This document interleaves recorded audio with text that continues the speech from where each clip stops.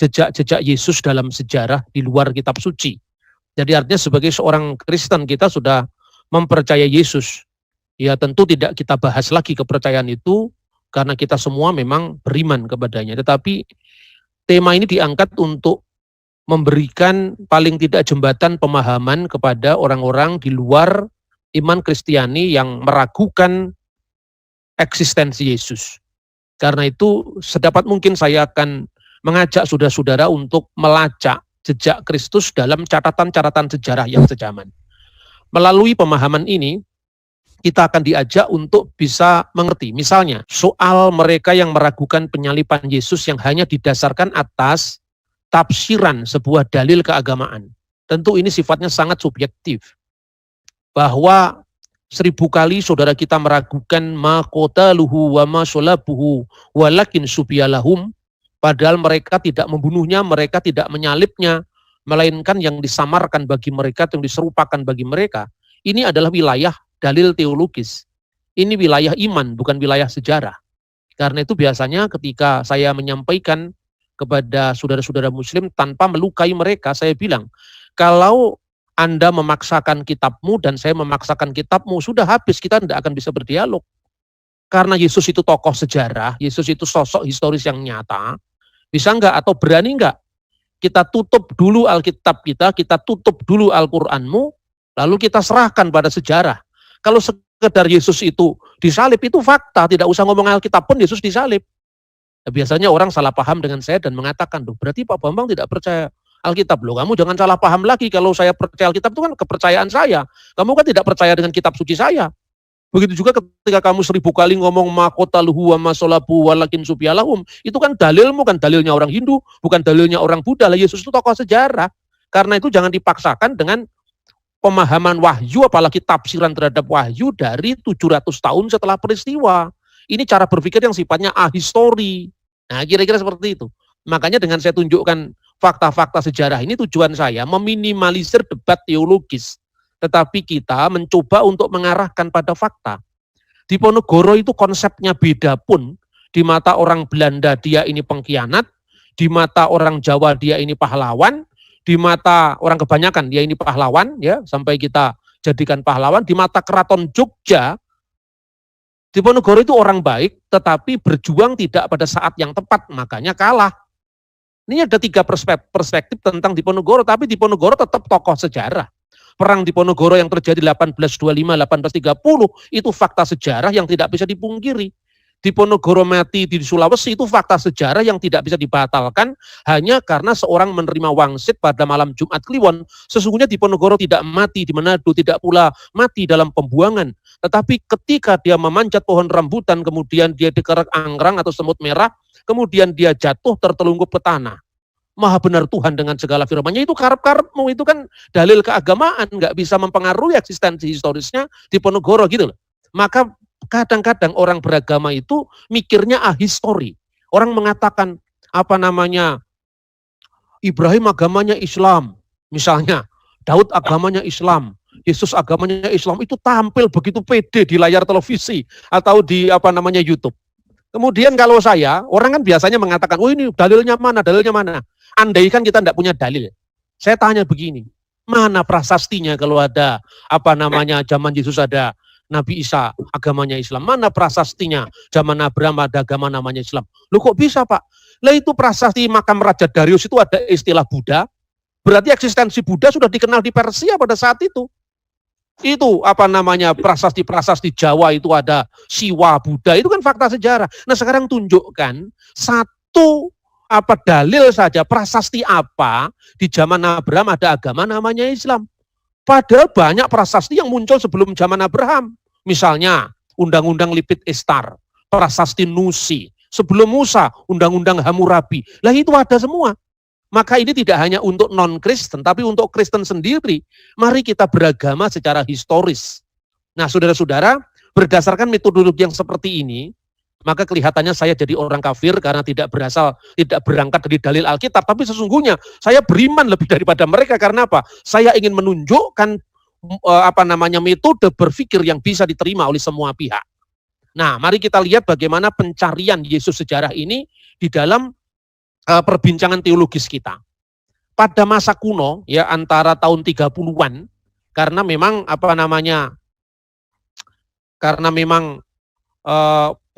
orang barat itu kan semua harus dipahami dengan menganalisis sejarah.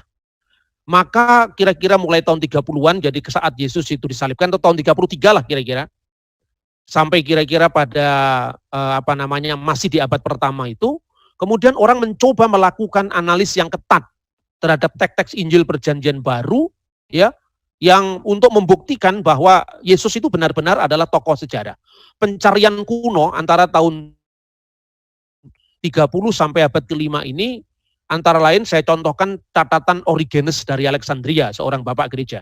Bahkan Eusebius dari Kaisarea sekitar tahun 340-an, itu mengutip tulisan Josephus, mengutip ahli-ahli sejarah Roma untuk membuktikan bahwa eksistensi Yesus di luar Injil pun itu bisa dilakukan.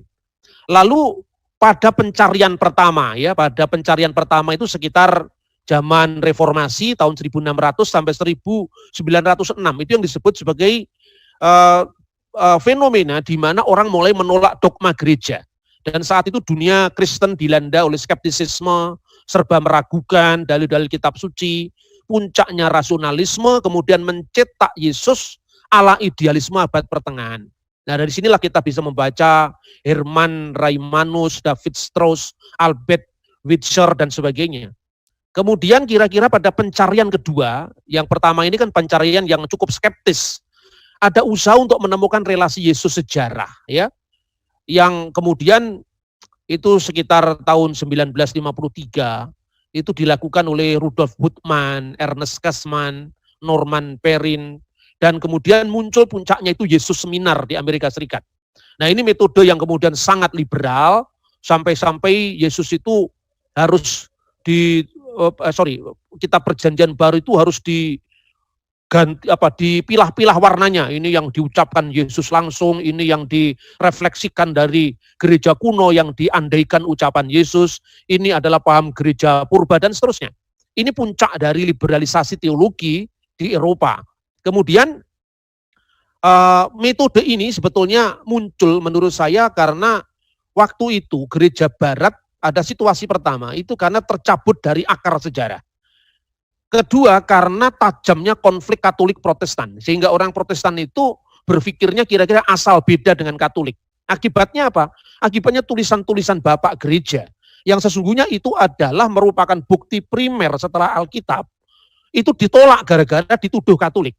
Misalnya, satu contoh saja, jarang orang Protestan yang anaknya diberi nama Ignatius, karena Santo Ignatius itu Katolik, lah padahal Ignatius itu muridnya Yohanes. Dia adalah pemimpin gereja pertama di Antioquia. Tanpa gereja barat pun gereja ortodoks sejak dulu mengakui Ignatius. Dan sesungguhnya ini bukan miliknya Katolik, tetapi ini miliknya gereja Am sebelum skisma. Jarang anaknya orang Kristen diberi nama misalnya Agustinus. Agustinus itu memang bapak gereja barat, tetapi dia hidup sebelum skisma antara Katolik dengan Ortodok, sebelum reformasi antara Protestan dengan Katolik. Akibatnya apa? Semua sumber-sumber primer yang bernilai sejarah di luar Alkitab itu ditendang keluar karena gara-gara dalil yang sangat subjektif yang mengatakan sesuatu yang di luar Alkitab harus ditolak. Nah, ini bencana menurut saya bagi gereja. Karena itu apa? Karena itu pencarian tertatih-tatih untuk sosok Yesus sejarah ini akhirnya harus diakhiri. Karena apa? Kita harus yakin, dan keyakinan itu dibuktikan dari sejarah, khususnya pada periode pencarian ketiga dimulai sekitar tahun 70. Orang sudah mulai cukup positif dengan data-data Bapak Gereja. Karena apa? Karena jelas bahwa temuan-temuan terbaru mengenai tulisan murid-murid para rasul ini mau tidak mau harus dijadikan bahan untuk merekonstruksi sejarah yang waktu itu diragukan orang. Nah, misalnya ya, yang pertama itu tadi tulisan dari Apostolic Fathers, tulisan dari bapak-bapak gereja periode muridnya para rasul. Dan ini kadang-kadang mungkin di kalangan orang Protestan ini soal makhluk asing, karena dianggap jangan-jangan nanti yang diuntungkan pihak Katolik. Lah ini yang seperti ini harus dibabat dari pola pikir teologis kita. Kita ini anak-anak konflik, kita ini anak-anak perpecahan, kita ini anak-anak sektarianisme. Karena itu dalam konteks menjawab masyarakat majemuk, khususnya mereka di luar Kristen yang secara usil terus-menerus mengganggu kita, Maka para dedemit ini harus kita yakinkan dengan bukti-bukti sejarah dengan cara pertama, minimum kita tegaskan kesatuan kita dengan sesama tubuh Kristus. Nah, oleh karena itu awal dari pelayanan kami, ISCS itu sudah tidak peduli lagi apa itu Katolik, apa itu Ortodok, Protestan, itu sudah masa lalu itu. Tidak usah kita bahas lagi. Nah, karena itu kira-kira saya punya guyonan begini, orang NO sama Muhammadiyah itu, satunya sembahyang pakai usoli, satunya pakai doa kunut, satunya tidak pakai doa kunut, ya. Sembahyang itu diawali dari takbiratul ikram, diakhiri dengan salam. Itu sekarang sudah rukun-rukun kok. Oh, kita Katolik sama Protestan masih mempersoalkan bentuk salib yang ada korpusnya atau tidak. Ini warisan penjajah, ini warisan-warisan kolonial dalam berteologi yang harus kita tengking keluar para dedemit perpecahan ini di dalam nama Kristus. Yang kedua, kita optimalkan pemahaman historis kita. Yang pertama tadi catatan-catatan historis dari muridnya para rasul. Yang kedua itu adalah temuan-temuan arkeologi. Dulu orang meragukan apakah Pontius Pilatus itu ada. Itu mungkin hanya merupakan pemahaman teologis yang direkonstruksikan seolah-olah itu pernah terjadi. Tetapi apa yang terjadi bahwa ternyata prasasti Pilatus benar-benar ditemukan. Nah, karena itu seringkali kalau saya berpresentasi seperti ini, saya tunjukkan ini dulu prasastinya. Jadi kadang-kadang kita masih berpikir mewarisi teologi dari tahun abad ke-19, yang itu diandaikan ketika waktu itu orang masih meragukan eksistensi Pilatus. Misalnya, prasasti ini baru ditemukan di Kaisaria Maritim, tahun 1961. Ketika Bung Karno berpidato, jangan jalannya revolusi kita. Kita masih baru sekali. Bung Karno pidato jalannya revolusi kita, Jarek. Prasasti Pilatus ditemukan 1961. Di mana? Di Kaisaria Maritim. Tertulis di situ. Dis Augustis Tiberium Pontius Pilatus Perfectus Judea Fecit Decifacit. Kepada yang ilahi Agusti Tiberium, Kaisar Agustus yang di pertuan, ya, Pontius Pilatus Perfect Judea yang dikasihkan kepada titik-titik tidak ada lanjutannya. Ini menunjukkan bahwa teologi yang dibangun di atas asumsi ahistori yang muncul pada abad 19 mestinya sudah bubar dengan temuan arkeologi seperti ini. Tetapi betapa di Indonesia yang namanya kutub-kutub yang tajam antara evangelical, ekumenikal, itu kok masih tajam. Nah, ini yang harus kita evaluasi. Ya, saya lanjutkan. Kemudian contoh yang kedua, ini masih soal arkeologi. Ya, Alkitab menyebutkan di Yohanes pasal 5 ayat 2, di Yerusalem dekat pintu gerbang domba, ada sebuah kolam yang dalam bahasa Ibrani disebut Bethesda. Ada 5 serambinya. Seorang yang bernama Mars, dia melakukan hipotesis. Menurut dia, ini 1962, ya, tidak ada bukti eksistensi kolam seperti itu. Injil harus dimaknai simbolik. 5 serambi itu adalah simbol dari Taurat Musa. Ini hipotesis Mars. Ketika buku ini terbit pertama di Eropa dan di Amerika, pada tahun yang sama, ya, dari diterbitkannya buku Mars ini, maka penemuan kolam Siloam diumumkan ketika itu pada tahun yang sama. Dan ini disampaikan oleh Profesor Urban. Penemuan kolam-kolam ini tanpa keraguan telah membuktikan bahwa apa yang disebutkan Yohanes memang betul. Jadi dulu Yohanes yang diteorikan ini bukan Yohanes anak Zebedeus, tapi Yohanes abad kedua, Yohanes yang lain, dibedakan antara presbiter Yohanes dengan Rasul Yohanes, dan sebagainya, teori-teori yang dibangun ini. Tapi ternyata apa yang tertulis di dalam Injil Yohanes itu sangat dekat dengan arkeologi Palestina di abad pertama. Ditunjukkan ternyata 5 serambi dalam kolam Bethesda itu betul-betul ada. Dan sekarang kalau saudara mengunjungi kota suci Yerusalem, itu 5 serambi itu jadi satu kolam yang sangat panjang, di tengahnya dipotong, ya.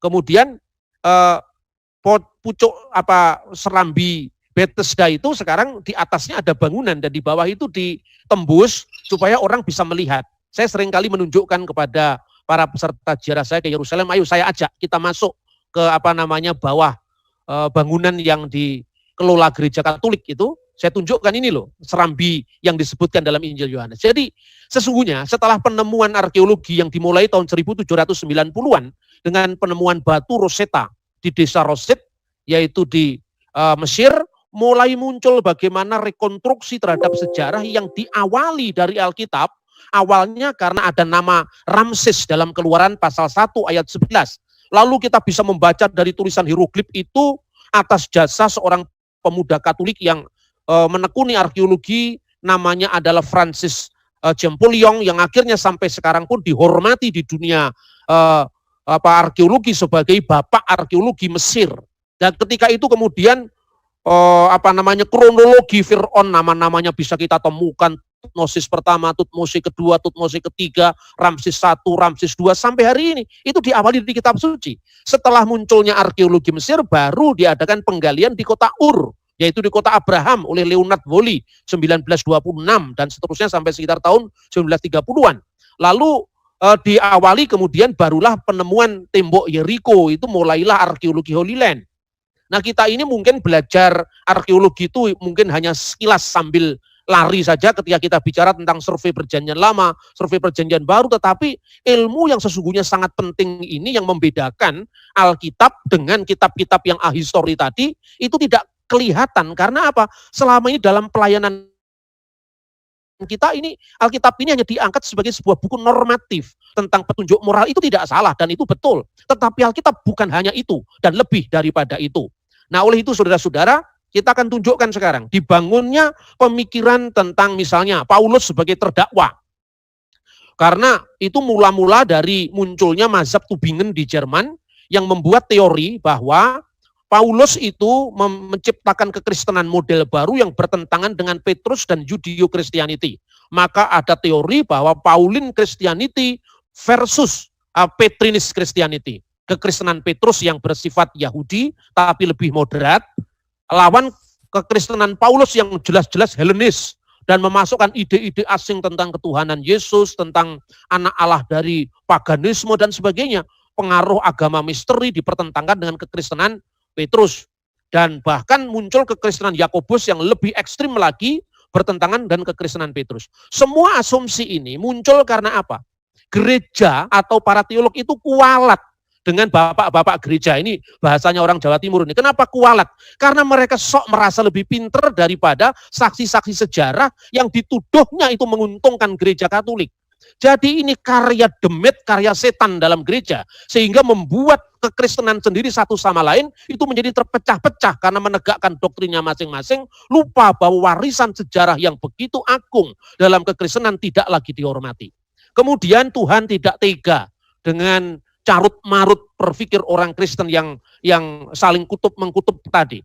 Maka sekitar tahun 1907, 1910 ditemukannya dokumen yang namanya Apostolic Fathers.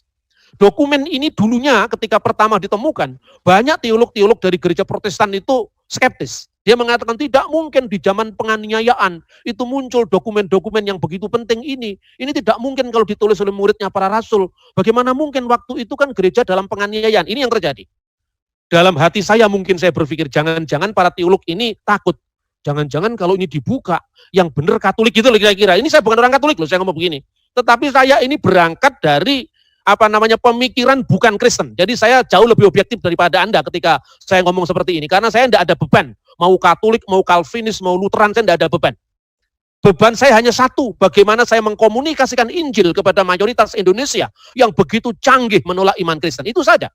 Nah, karena waktu itu ketika kita mengatakan Ignatius dari Antioquia, oh Katolik Pak, itu santo. Kita tidak punya santo, kita hanya punya santoso. Kan gitu kan pola pikirnya. Nah, kemudian ini Polikarpus, itu Katolik Pak. Itu bukan Protestan Pak, Protestan nggak ada Polikarpus. Pokoknya nggak ada dalam Alkitab, itu salah semua Pak. Ini bencana karena kita kualat dengan bapak-bapak gereja. Mengapa kita kualat dengan bapak-bapak gereja? Kalau Anda belajar ilmu hadis Anda tahu. Bagaimana orang Islam memahami bahwa dari zaman Rasulullah, Khulafaur Rasyidin, kemudian Tobi'in sampai kepada zaman kita. Itu yang disebut metode sanad. Makanya ketika saya masih SMA, saya suka mengejek teman-teman saya dan mengatakan, hei kamu orang Kristen, kamu punya sanad apa tidak? Bahwa sanad itu mata rantai transmisi ya, dari Yesus, murid dari muridnya Yesus, enggak ada. Karena Injil itu produk abad kedua, ketiga, dan seterusnya. Beda dengan kami. Misalnya dari Nabi Muhammad, lalu kepada 4 khalifah, lalu kepada tabi'in. Dari tabi'in itu muridnya Nabi ini, dari muridnya Nabi lagi kepada pengikut dari murid-muridnya Nabi, tabi'ut tabi'in. Enggak ada. Sekarang kita bisa ngeleleng sedikit lah. Karena apa? Coba sekarang, dari Rasul Yesus, 12 Rasul, 70 murid. 70 murid, kemudian muridnya dari murid ini ada. Paling tidak yang disebut sebagai Abba Arasuliun, Apostolic Fathers, itu siapa? Papias. Papias muridnya Yohanes, Polikarpus muridnya Yohanes, Ignatius dari Antioquia muridnya Petrus dan Yohanes. Kemudian Polikarpus punya murid lagi namanya Irenaeus dari Lyon. Irenaeus yang meninggal kira-kira tahun 202 punya murid lagi namanya Hippolytus dari Roma. Semua naskahnya ini diwarisi oleh gereja sampai hari ini. Makanya dengan munculnya mazhab Tübingen itu begitu kita konfirmasi dengan murid tulisan para rasul, ini muridnya para rasul tidak pernah ngomong kalau rasul-rasul itu pernah konflik. Ya misalnya, apa yang dikatakan Ignatius dari Antioquia, aku tidak sebanding dengan apa yang diperbuat Petrus dan Paulus. Mereka itu adalah rasul-rasul. Mereka itu rasul-rasul, saya hanya hamba pelayanan. Buktikan sekarang, muridnya Petrus bilang kalau Petrus nggak pernah bertentangan dengan Paulus. Kalau Soekarno dan Hatta pernah pecah, Dwi Tunggal, muridnya Soekarno dan muridnya Hatta merekam perpecahan gurunya. Ini sama sekali tidak. Ignatius ini lahir kira-kira tahun 29, dan menurut catatan bapak-bapak gereja yang sangat kuno, dia adalah anak kecil yang waktu itu dibawa Yesus ketika mengatakan, biarlah anak-anak itu datang kepadaku. Catatan dari gereja kuno sekali, dari catatan dari gereja Ortodoks Syria, ditunjukkan bahwa ketika Petrus sebelum meninggalkan Antioquia, sekitar tahun 37, dia mengangkat kepemimpinan kembar. Yang pertama disebut Evodius, dan yang kedua Ignatius. Kenapa diangkat kepemimpinan kembar? Karena Ignatius itu untuk memimpin jemaat latar belakang Yahudi. Dan Yosepus ahli sejarah menunjukkan bahwa, ahli sejarah Yahudi menunjukkan bahwa pada waktu itu kota Antioquia 20% itu dihuni oleh orang Yahudi. Kemudian di tengah jalan, Evodius mengundurkan diri dan kemudian kepemimpinan gereja diambil oleh Ignatius dari Antioquia. Lalu dari mulutnya Ignatius itulah kita mengenal, aku percaya kepada satu gereja yang kudus, yang yang rasuli. Sampai hari ini gereja Protestan mengatakan aku percaya kepada gereja yang kudus dan Itu dari mulutnya Ignatius dari Antioquia. Ketika dia mengatakan di mana ada episkop di situ ada gereja. Dan dia mengatakan ini muridnya langsung dari rasul. Tidak pernah ada pertentangan antara Petrus dan Paulus. Polikarpus dari Smyrna. Kita hanya mengenal kota Smyrna dalam konteks dengan 7 jemaat dalam kitab Wahyu. Dia mengatakan apa? Polikarpus dari Smyrna meninggal tanggal 22 Februari tahun 156 Masehi pada hari Sabat besar. Kira-kira dia ditangkap itu pada hari persiapan yaitu Jumat menjelang matahari terbenam. Itu dicatat begitu lengkap oleh dokumen gereja kuno. Ini bukan sekedar sejarahnya gereja Katolik. Ini harta karun gereja semesta. Dia mengatakan apa? Namun demikian belum pernah aku lihat dan aku dengar terjadi di antara kalian, di mana Paulus yang diberkati itu pernah melayani di tengah-tengah kalian, seperti yang dinyatakan dalam permulaan suratnya. Sebab Paulus membanggakan kalian di antara semua gereja sebagai satu-satunya yang mengenal Allah. Di sini juga tidak ada jejak pertentangan Paulus dengan Petrus, Paulus dengan Yakobus, seperti mazhab Tübingen dari abad 19 yang muncul zamannya Pangeran Diponegoro. Kemudian ketiga, Clement dari Roma. Nama Clement ini disebut oleh Paulus di dalam Filipi pasal 4 ayat 3. Clement dan kawan-kawan sekerja yang lain. Clement yang disebut Paulus ini ternyata ditemukan dokumennya ditulis sekitar tahun 95. Dia mengatakan, menghadapi iri hati dan perselisihan, Paulus telah memberikan contoh yang telah ditunjukkan olehnya dengan membayar harga bagi ketaatannya.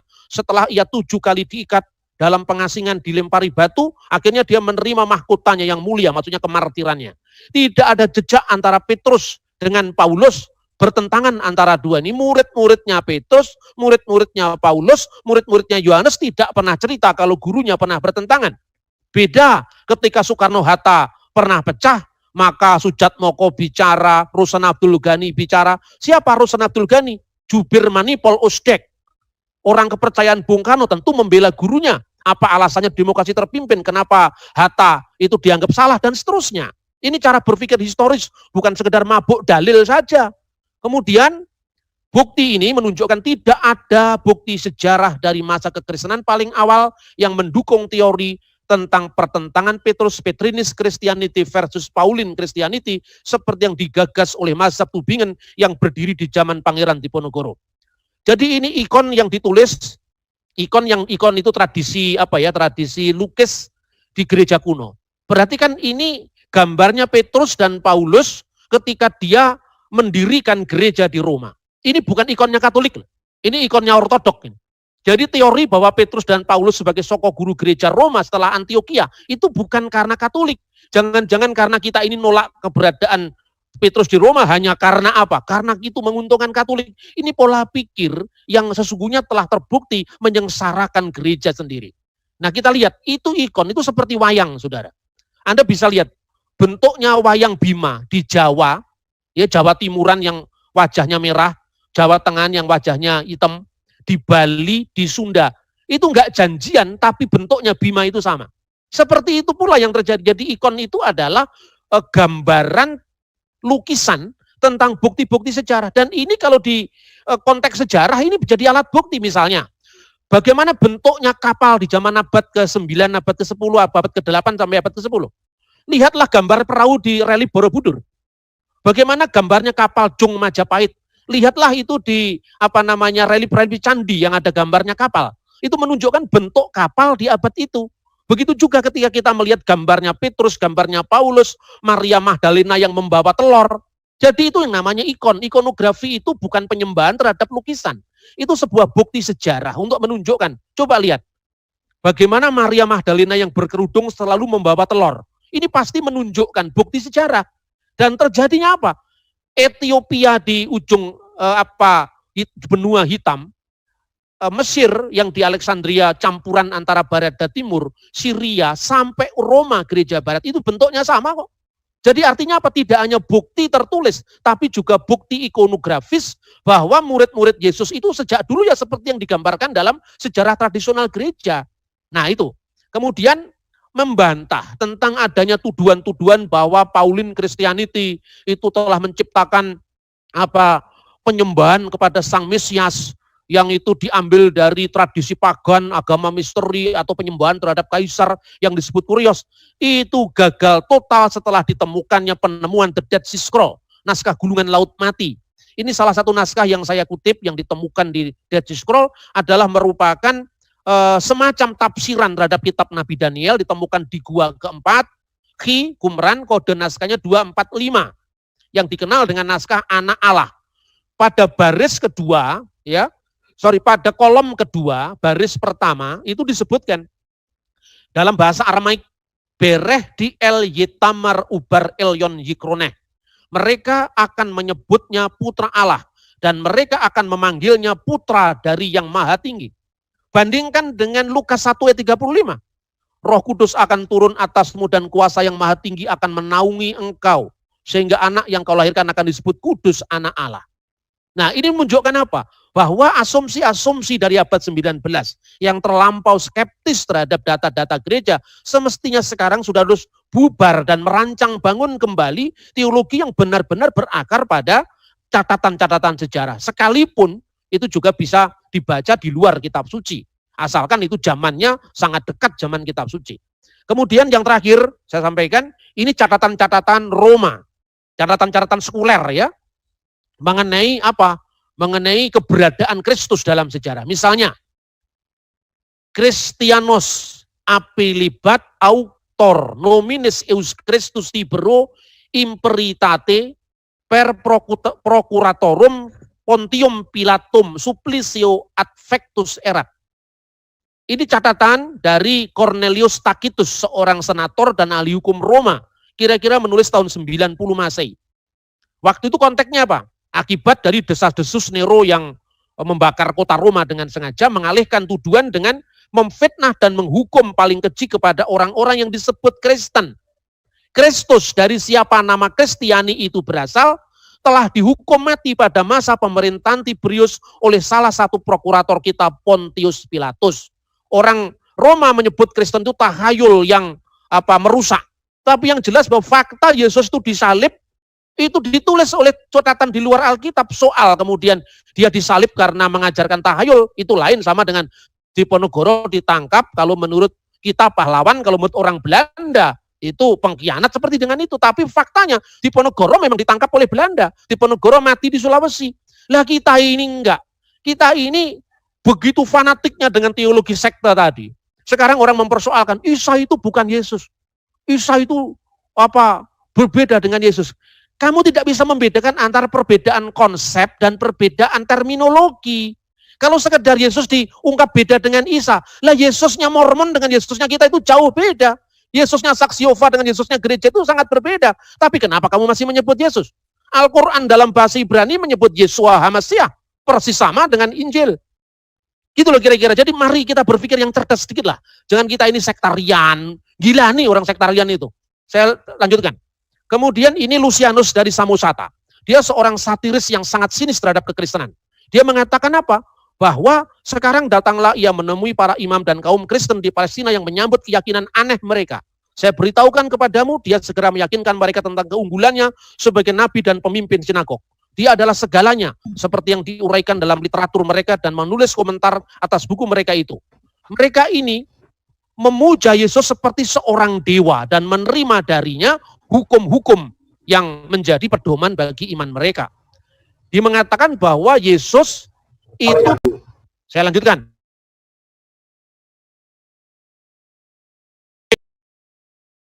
Secundus atau Pliny the Younger, Plinius muda.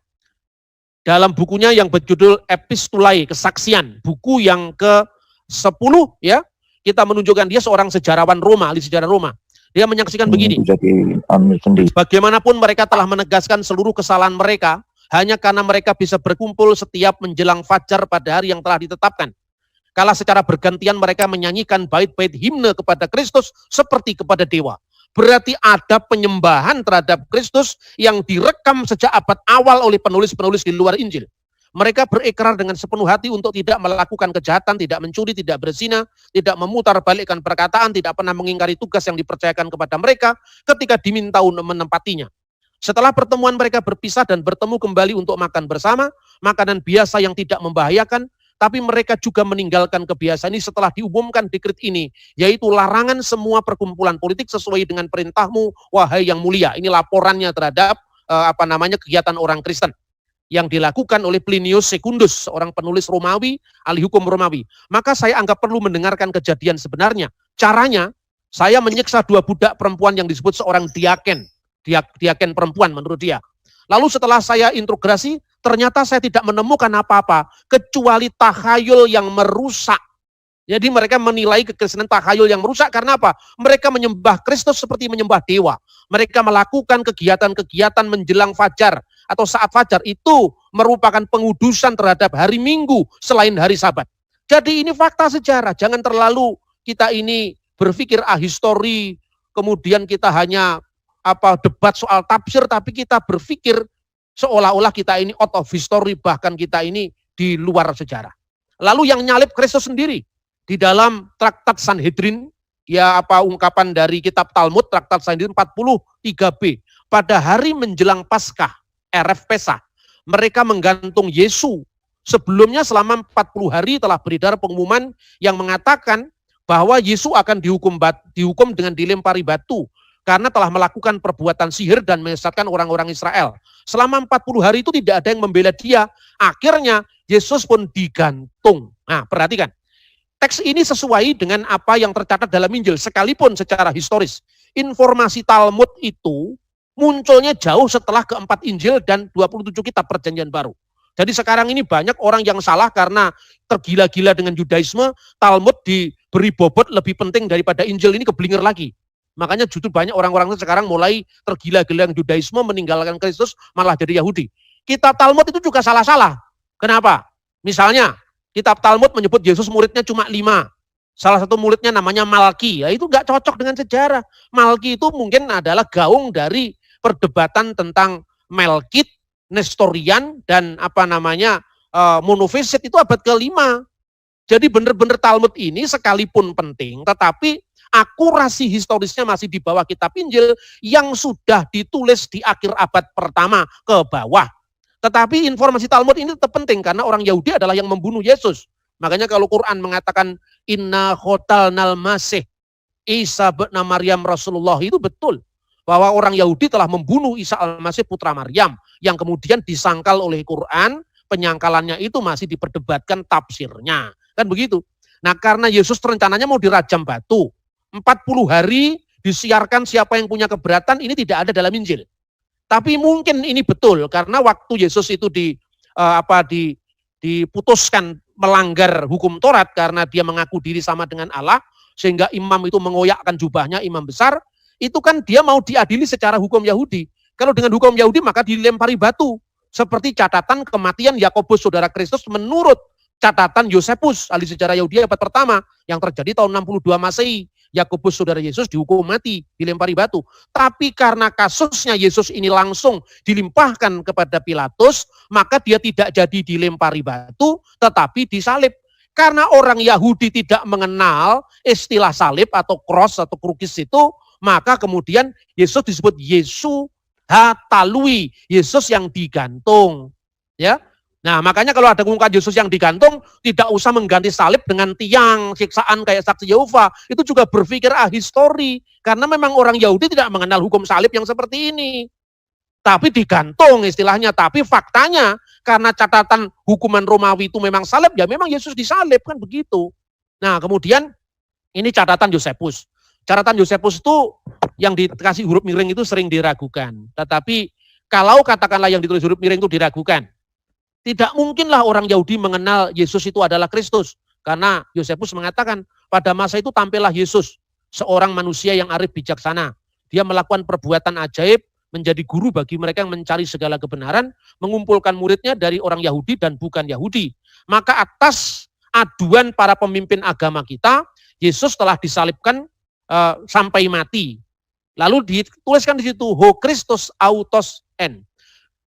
Dia adalah Kristus. Tidak mungkin kalau orang Yahudi mengatakan Yesus adalah Kristus. Nah, ini yang diragukan. Kemudian itu siapa itu yang nulis, Muhammad Hashim atau siapa tahun 1970-an, itu menulis jawaban terhadap Dr. Verquil yang mengatakan Yosefus itu palsu. Tapi tahun 1976, ini presentasi yang terakhir, ditemukan Testimonium Flavianum, catatan Yosefus dalam bahasa Aram dan salinannya dalam bahasa Arab oleh seorang teolog Syria yang namanya Mikail As-Suryani. Dalam teks dalam bahasa Suryani atau di dalam terjemahannya Suryani dari bahasa Arab itu enggak disebutkan apa yang diragukan oleh orang-orang yang meragukan Yosefus. Jadi bunyinya seperti ini. Pada waktu itu ada seorang saleh yang disebut Yesus. Jadi innahu kana fi hadzal zaman rajulun hakim yaqulu lahu isowa. Ini karena terjemahan dari bahasa Arab isowa, maka di iso, maka dalam terjemahan bahasa Arab yang dilakukan oleh Bapak Gereja Syria ini disebut isowa, maksudnya Yesus. Karena begitu mudahnya huruf yod itu berubah dengan hamsah. Makanya Yesayahu menjadi Isayahu. Isayah, Yermiyahu menjadi Armia, Yerusalem menjadi Urusalim, maka Yasua, Isowa menjadi Isa.